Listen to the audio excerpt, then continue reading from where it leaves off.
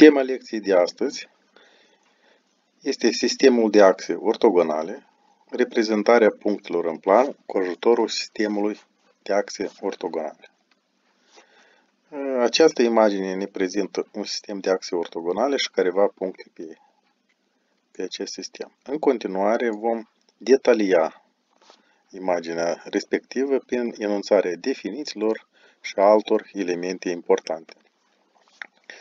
Pentru început, vom reaminti despre un concept foarte important, care este axa numerelor.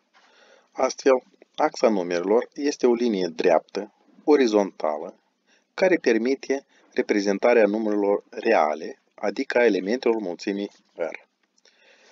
În acest sens, pe A este marcat printr-o liniuță un punct notat prin litera O, căreia îi este asociat numărul 0. De asemenea, pe A, adică pe dreapta orizontală, este marcată o săgeată care indică sensul pozitiv. Acest lucru îl putem observa pe imaginea apărută, unde avem litera O deasupra liniuței și dedesubt numărul 0. La sfârșitul imaginii, spre sfârșitul imaginii, avem, după cum se observă, indicată săgeata, care reprezintă sensul pozitiv. De asemenea, pentru a reprezenta celelalte numere reale, este indicată și unitatea de măsură. Observați, pe imagine, am indicat unitatea de măsură cu un segment, care l-am notat prin litera U de la unitate, care și indică unitatea de măsură asociată acestei axe. Această imagine, după cum observați, generalizează ceea ce am vorbit. Avem dreapta orizontală, pe care este indicat punctul O și numărul 0 care îi corespunde, sensul pozitiv, care este determinat de săgeată și unitatea de măsură aleasă, U. La fel, am plasat pe această dreaptă și numărul 2, care este evident aflat la aceeași distanță de numărul 1, la care se află 1 de cifra 0. De asemenea, important este de a menționa încă o dată că oricărui punct de pe axa numerelor, care este obligatoriu notat cu o literă mare a alfabetului, îi se asociază un număr real și se spune că acest număr este coordonata punctului respectiv. Astfel, de exemplu, cum vedeți în imagine, punctului B îi corespunde numărului 2.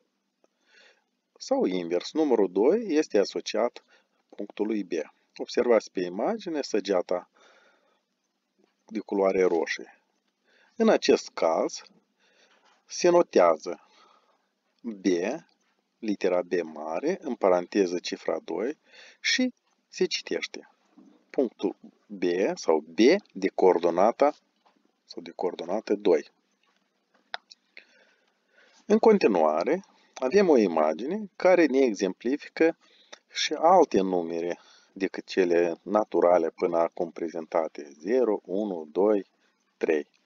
Observați, axa numerelor, avem obligatoriu fixat punctul O, care este asociat numărului 0, numit și origine a axei de coordonate sau axei numerelor, punctul P de coordonată minus 3, punctul A de coordonată o doime, punctul Q de coordonată radical din 5 și punctul B de coordonată 4 întreg 75 sutimi.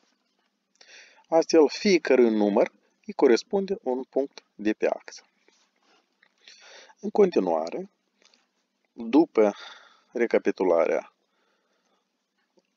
noțiunii de axă a numerelor, vom trece la un alt concept de matematică care este numit produs cartezian.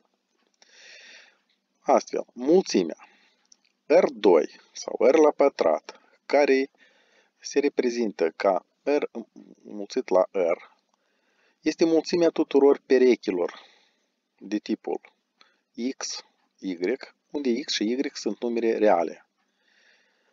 Această mulțime este numită produs cartezian.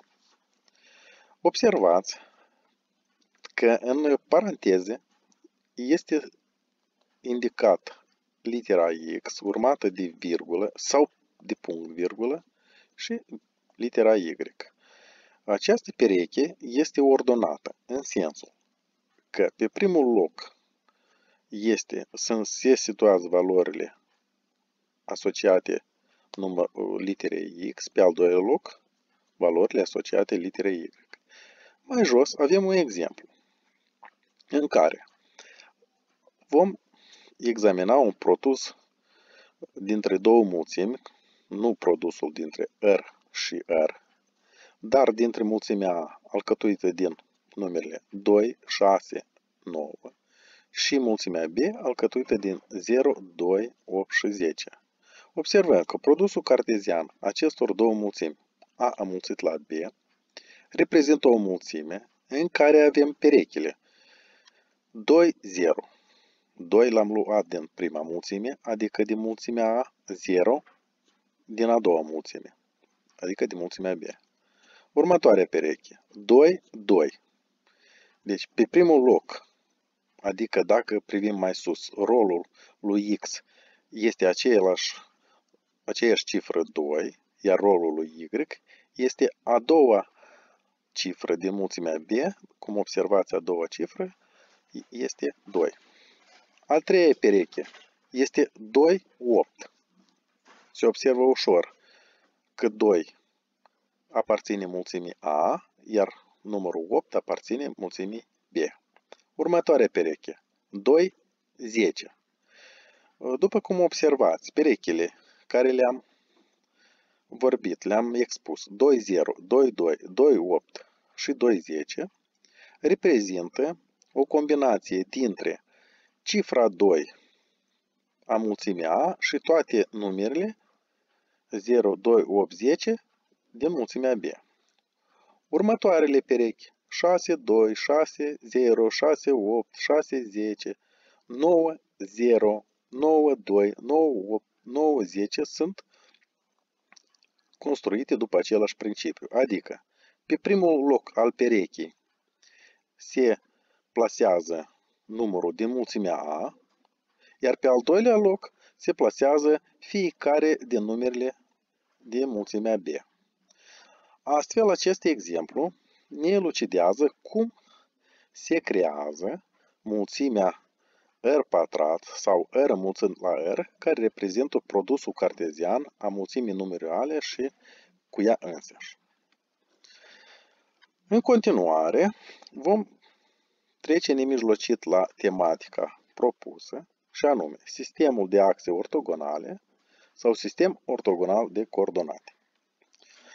Inițial, vom aminti despre o personalitate remarcabilă care a contribuit esențial la dezvoltarea acestui concept, și anume francezul René Descartes, care are o istorie importantă și a lăsat amprentă foarte mare în domeniul matematicii și filozofiei, care a trăit în secolul XVII. Anume, René Descartes, într-o lucrare, a rezolvat problema descrierii poziției unui punct într-un plan. În onoarea lui, sistem ortogonal de coordonate este numit și sistem cartezian de coordonate. Privind acest slide, observăm în partea stângă o imagine în care sunt prezente litera O, literele X, literele Y, o dreaptă orizontală, o dreaptă verticală și fiecare din ele are câte o săgeată la sfârșit. Astfel, sistemul cartezian de coordonate pe plan este format din două axe numerice reciproc perpendiculare, pe care le-am expus mai înainte. Axa orizontală și axa verticală. Aceste axe de coordonate se intersectează în punctul O mare, care este numit originea sistemului de coordonate.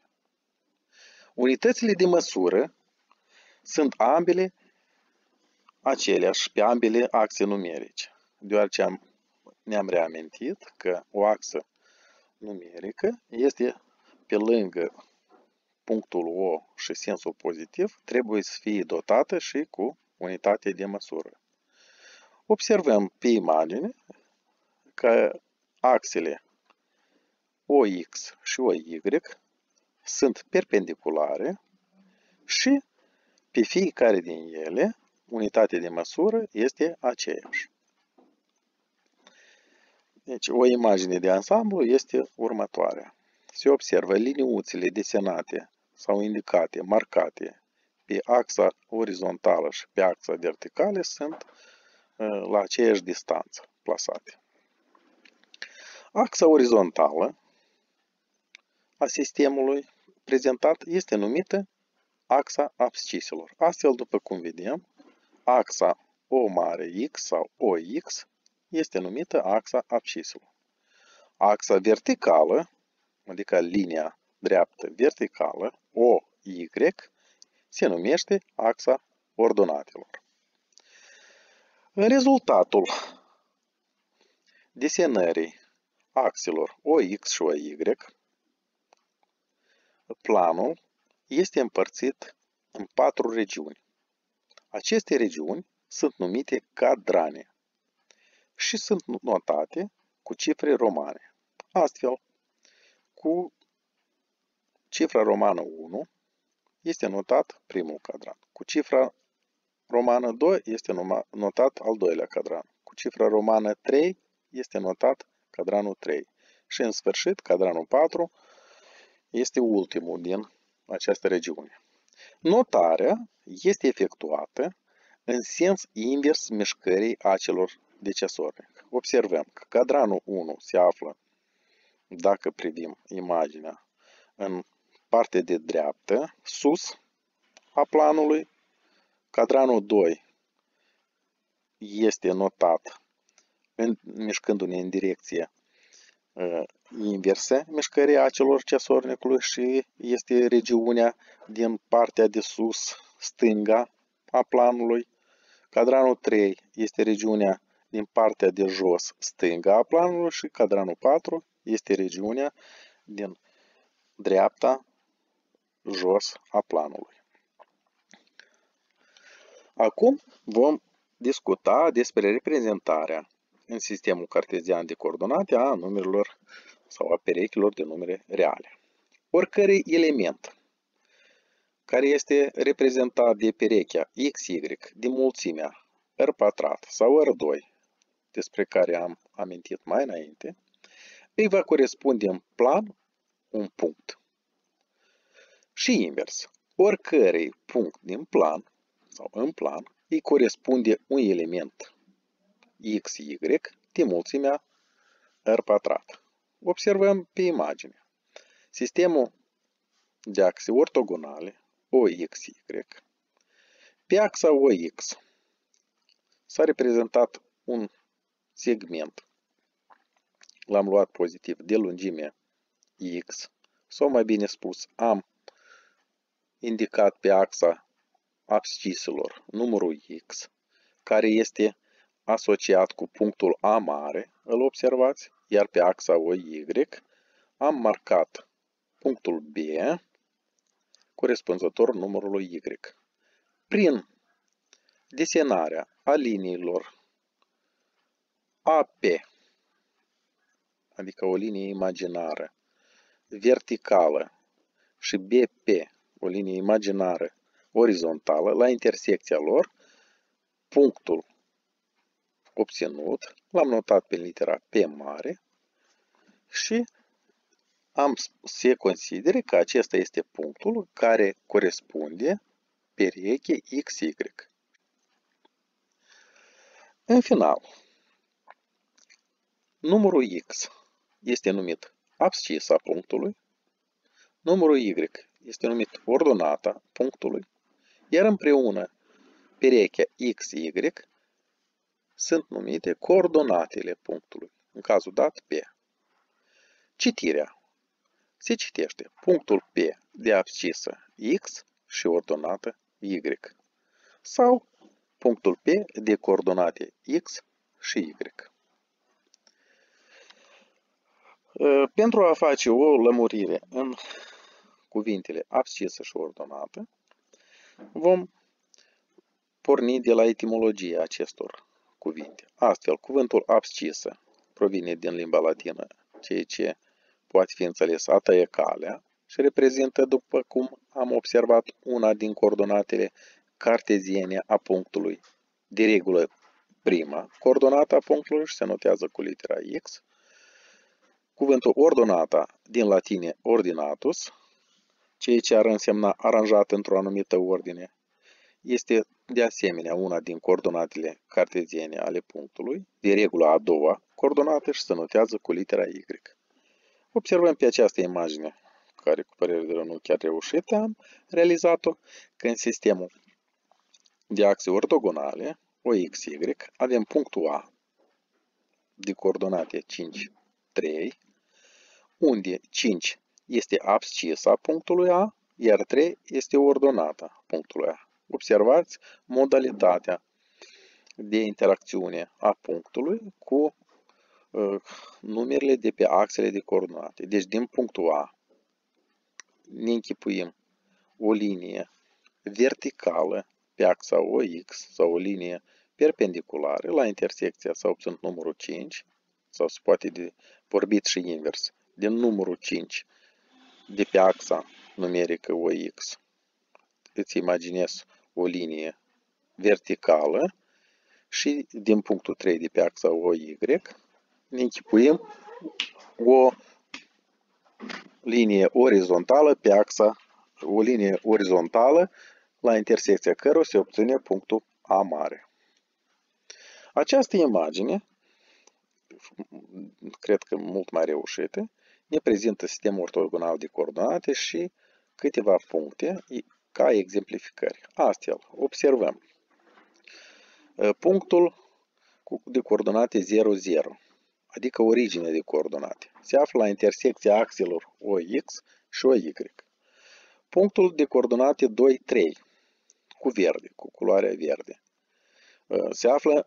se observă în primul cadran. Punctul de coordonate minus 3, 1, se află într-al doilea cadran. În acest caz, abscisa este numărul minus 3, iar ordonata numărul 1. Punctul căruia am atribuit culoarea albastră se află în cadranul 3 și are abscisa. Observăm, dacă ne deplasăm de la punct vertical spre axa OX, se obține minus 1 în 35 decimi. Dacă ne deplasăm de la punct orizontal spre axa OY, obținem numărul minus 2 în 35 decimi. Următoarea imagine va exemplifica niște cazuri particulare de obținere a punctelor pe sistemul de axe ortogonale. Observăm că punctele notate cu culoarea albastră, A, C, B și D, dacă ne uităm atent, observăm că coordonata a doua sau ordonata, de exemplu, în paranteză după punctul A, sunt indicate numărul minus 3 și 0. Astfel, 0 este a doua coordonată sau ordonata, indicată prin cifra 0. E similar pentru punctul C. A doua coordonată se observă că este 0, adică ordonata punctului C este 0. Iar prima abscisă se observă că este minus 1,35. Punctul B are a doua coordonată, numărul 0, iar prima coordonată este numărul 1. Punctul D are a doua coordonată 0, iar prima coordonată 2,35. Ce este comun pentru aceste puncte? Comun este faptul că ele toate se află pe axa absciselor OX, după cum observați, și au a doua coordonată, obligatoriu 0. Privim acum axa numerică OY. În acest caz, punctele le-am notat cu culoare roșie, H, E, F, G, și observăm că fiecare din aceste puncte are prima coordonată 0. În cazul literei sau punctului E, o mică greșeală tehnică, trebuie să fie coordonata 0, 2. Dar nu este o greșeală tehnică, pentru că trebuia să-i pun o altă culoare pentru a pune sub semnul întrebării. Există oare o greșeală în coordonatele punctului E? Da. Care este greșeala? Este greșeala că 0 trebuie să fie pe primul loc. Adică nu E cu coordonatele 2, 0, dar cum? Punctul E are coordonatele 0, 2. Deci, generalizare. Punctele de pe axa absciselor, care le-am văzut, de exemplu, A, C, B, D, au ordonata 0, iar punctele de pe axa ordonatelor au abscisa 0, după cum veți observa în acest desen. Deci, nu uităm că punctul E trebuie scris cum? E coordonatele 0, 2. Cum este scris F coordonatele 0, minus 1. După cum coordonatele unui punct sunt numere pozitive sau negative, putem stabili în ce cadran se află punctul. Deci, problematica este următoarea. Privind un punct, mai exact la coordonatele acestui punct, să se poată stabili în ce cadran se află punctul. În acest caz sunt posibile 4 situații. Prima situație. Abscisa și ordonata sunt numere pozitive, adică x mai mare ca 0 și y mai mare ca 0. Atunci punctul se află în cadranul 1. A doua situație. Abscisa este negativă, iar ordonata pozitivă. Altfel spus, x mai mic ca 0 și y mai mare ca 0. Atunci punctul se află în cadranul 2. Situația 3. Abscisa și ordonata sunt ambele numere negative. Scris x mai mic ca 0 și y mai mic ca 0. În acest caz, punctul se află în cadranul 3. Și ultima situație, abscisa este un număr pozitiv, iar ordonata un număr negativ. X mai mare ca 0, pentru că x este abscisa, iar y mai mic ca 0, pentru că y este ordonata. În acest caz, punctul se află în cadranul 4. Observăm desenul următor sau imaginea și observăm cu litere sau cu cifre romane, le-am marcat cu culoarea roșie 1, 2, 3, 4, sunt notate cadranele și observăm. Cadranul de exemplificăm. Cadranul 1. În cadranul 1, abscisa x este mai mare ca 0, y este mai mare ca 0 și avem punctele A, coordonatele 1, 1, B, coordonatele 2 întreg și 5, 2 întreg și 4. Pentru alte exemplificări luăm cadranul 3. Cadranul 3. Privim la punctul E. Dacă ne deplasăm vertical spre axa numerică OX sau spre axa absciselor, vom întâlni numărul minus 1. Dacă ne deplasăm din punctul E orizontal sau putem să spunem perpendicular pe axa OY, vom întâlni numărul minus 1. Astfel, punctul E are coordonatele minus 1, minus 1 și ambele sunt numere negative.